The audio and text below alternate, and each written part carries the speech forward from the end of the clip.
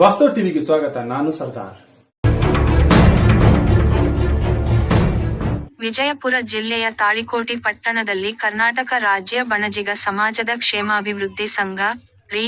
ಬೆಂಗಳೂರು ಶಾಖೆ ತಾಳಿಕೋಟೆ ಇವರಿಂದ ಸಂಸ್ಥಾಪನಾ ದಿನ ಆಚರಣೆ ಮಾಡಲಾಯಿತು. ಸಂದರ್ಭದಲ್ಲಿ ತಾಲೂಕಾ ಅಧ್ಯಕ್ಷರು ಸುಭಾಷ್ ಸಾಲಂಕಿ, ರಾಜ್ಯ ಕಾರ್ಯಕಾರಿಣಿ ಸದಸ್ಯರು ಗಂಗಾಧರ್ ಕಸ್ತೂರಿ, ನಗರ ಘಟಕ ಖಜಾಂಚಿ ರಮೇಶ್ ಸಾಲಂಕಿ, ಸಂಸ್ಥಾಪಕ ಅಧ್ಯಕ್ಷರು ಸರಸ್ವತಿ ವಿದ್ಯಾ ಮಂದಿರ ಹಿರಿಯ ಪ್ರಾಥಮಿಕ ಶಾಲೆ Talikoti Murugesh Kadakol, Mantesh sir Shetty, CS Balaganur, MR Katti, ಹಲವಾರು ಸಂಘದ ಮುಖಂಡರು ಭಾಗವಹಿಸಿದ್ದರು.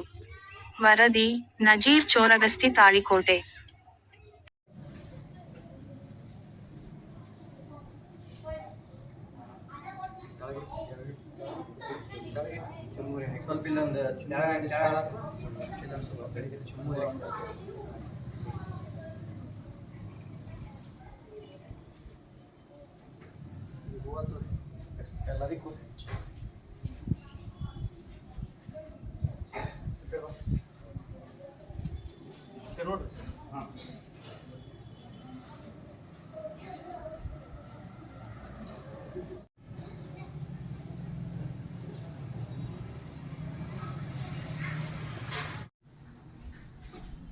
ಬಣಜಿಗ ಸಮಾಜ ಕ್ಷೇಮಾಭಿವೃದ್ಧಿ ಸಂಘ ಬೆಂಗಳೂರು ಈ ಸಂಘ ಸ್ಥಾಪನೆಯಾಗಿ ಸುಮಾರು 19 ವರ್ಷಗಳಾಗಿದೆ.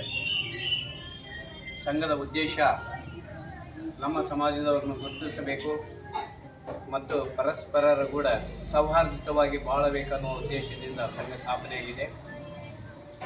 ಸಂಘ ಒಂದು ಉಚ್ಛಾಯ ಸ್ಥಿತಿಯಲ್ಲಿದ್ದು ಈಗಾಗಲೇ ರಾಜ್ಯದ 24 ಜಿಲ್ಲೆಗಳಲ್ಲಿ ತನ್ನ ಅಸ್ತಿತ್ವವನ್ನು ವಿಜೃಂಭಣೆಯಿಂದ ಕಾಯ್ದುಕೊಂಡು ಬಂದಿದೆ.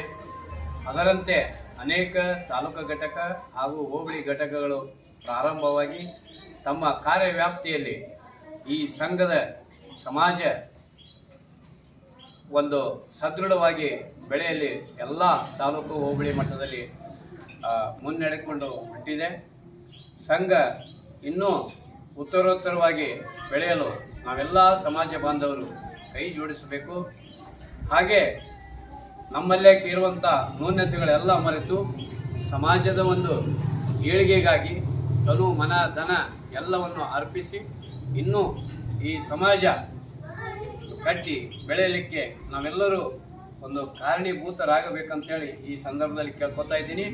ಇವತ್ತ ಈ ಸಂಸ್ಥೆ ಈ ಸಂಘ ಹುಟ್ಟು ಹಾಕಲು ನಮ್ಮ ಮಲ್ಲಿಕಾರ್ಜುನ ಅಗಡಿಯವರು ಕೊಪ್ಪಳದವರು ಅವರ ಶ್ರಮ ಭಾಳ ಇದೆ.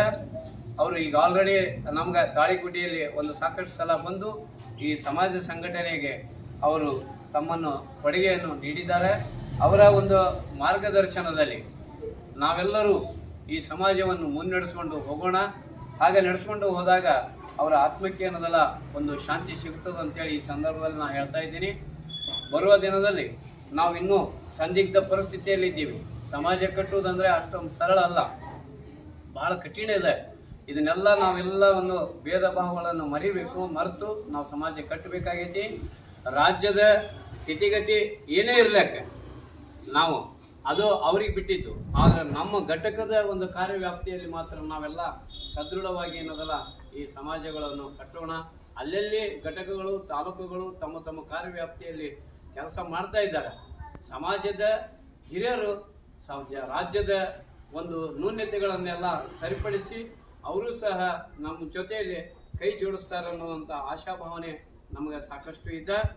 ಈಗ ಕೊನೆಯದಾಗಿ ನಾನು ಇಷ್ಟೇ ಹೇಳೋದು, ತಮ್ಮೆಲ್ಲರಲ್ಲಿ ಇನ್ನೂ ಈ ಸಮಾಜವನ್ನು ಸದೃಢವಾಗಿ ಕೈ ಜೋಡಿಸ್ಲಿಕ್ಕೆ ತಾವೆಲ್ಲರೂ ಏನಲ್ಲ ಕಂಕಣಬದ್ಧರಾಗಬೇಕಂತೇಳಿ ಈ ಸಂದರ್ಭದಲ್ಲಿ ಹೇಳಿ ನನ್ನ 2 ಮಾತುಗಳನ್ನು ತಮಗೆ ಅವಕಾಶ ಮಾಡಿಕೊಟ್ಟಿದ್ದಕ್ಕೆ ತಮ್ಮೆಲ್ಲರಿಗೂ ಧನ್ಯವಾದಗಳನ್ನು ಅರ್ಪಿಸಿ ಮುಗಿಸ್ತೇನೆ.